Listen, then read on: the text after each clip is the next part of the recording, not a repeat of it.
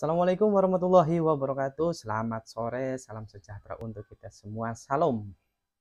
Oke, teman-teman, sahabat-sahabat sekalian ya. Kali ini kita akan coba membahas ataupun mendiskusikan hasil pertanyaan dalam prediksi soal CAT penyelenggara pemilu ad hoc ya, yang pada channel sebelumnya ataupun uploadan sebelumnya saya telah mengunggah beberapa pertanyaan yang dikemas dalam kuis, akan tetapi kuisnya masih belum laku ya, masih belum payu. Oke, untuk itu nanti akan saya coba lagi memberikan suatu apa ya, ya dikemas kuis lah intinya, seperti maksudnya dengan ya sekiranya ada rasa semangat untuk kita belajar pemilu seperti itu ya teman-teman. Oke, kemarin itu sempat ada 5 pertanyaan yang saya apa ya, kemas dalam uploadan itu, yaitu file itu. Kita akan coba bahas ya, kita akan belajar diskusi lah, bukan belajar diskusi ya, belajar pemilu, kita diskusi, kita bahas kalaupun ada perbedaan pendapat. Oke, silakan teman-teman ataupun sahabat-sahabat pemerhati pemilu, silakan komen di bawah lah ya, seperti itu.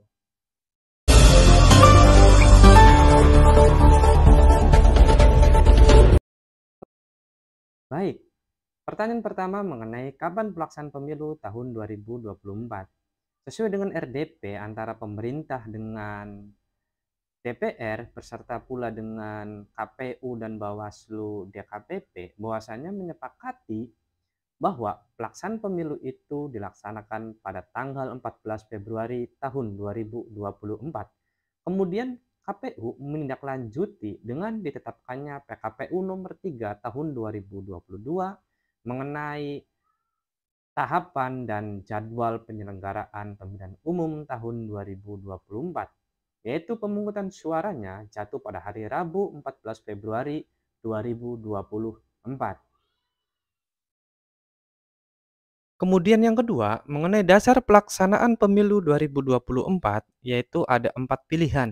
A. Undang-Undang Nomor 7 Tahun 2017, B. Undang-Undang Nomor 15 Tahun 2011, C. PKPU Nomor 3 Tahun 2022, dan D. Undang-Undang Nomor 8 Tahun 2012. Maka di sini jawabannya itu adalah C. PKPU Nomor 3 Tahun 2022.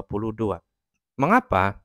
Karena dalam nomenklatur Undang-Undang Nomor 7 Tahun 2017 itu mengenai pemilihan umum. Dalam hal ini, apabila pemilihan umum itu dilaksanakan tahun 2029, 34, undang-undang ini masih dianggap relevan, maka nggak ada perubahan seperti itu. Akan tetapi kalau untuk PKPU nomor 3 tahun 2022 dalam nomenklaturnya itu menjelaskan mengenai tahapan dan jadwal pelaksanaan pemilihan umum tahun 2024. Itu konkretnya. Dan selanjutnya pertanyaan nomor 3 mengenai kapan pelaksanaan pemilu 2019. Nah, ini pertanyaan sedikit mengecoh ya, dalam artian nggak diduga-duga. Akan tetapi kadang juga itu keluar, yaitu pilihannya adalah A. 7 April, B. 17 April, C. 21 April, dan D. 31 April. Tentunya di tahun 2019 semua. Maka tentu jawabannya itu adalah B. 17 April 2019. Nah, untuk itu teman-teman, sahabat-sahabat calon penyelenggara pemilu ad hoc, jangan sampai terkecoh ya dengan pertanyaan-pertanyaan model seperti ini ya. Oke, itu mengenai pertanyaan nomor 3 ataupun jawaban nomor 3 ya, sahabat-sahabat sekalian. Baik, selanjutnya kita akan membahas mengenai pertanyaan nomor 4, yaitu siapakah yang dimaksud peserta pemilu perseorangan? A. Partai politik, B. Calon anggota DPR, C. Calon presiden dan wakil presiden, dan D. Calon anggota DPD. Mohon maaf, sebelumnya di sini maksud daripada huruf B itu adalah D ya. Oke, langsung aja, yaitu jawabannya adalah calon anggota DPD. Berdasarkan pasal 1 angka 7 PKPU nomor 3 tahun 2022 menjelaskan, peserta pemilu adalah partai politik untuk pemilu anggota DPR, anggota DPRD provinsi, anggota DPRD kabupaten kota, perseorangan untuk pemilu anggota DPD. Nah, dalam hal ini sudah sangat jelas bahwasannya dimaksud dengan peserta pemilu perseorangan itu adalah calon anggota Dewan Perwakilan Daerah. Baik, pertanyaan terakhir yaitu nomor 5 mengenai salah satu syarat sebagai capres dan cawapres harus mempunyai dukungan minimal suara ya. Dalam hal ini presidensial threshold yaitu pilihannya A 20% suara sah nasional, B 25% jumlah kursi DPR, C 30% suara sah nasional, dan D 20% jumlah kursi DPR. Ini maksudnya adalah huruf D. Maka jawabannya itu adalah 20% jumlah kursi DPR.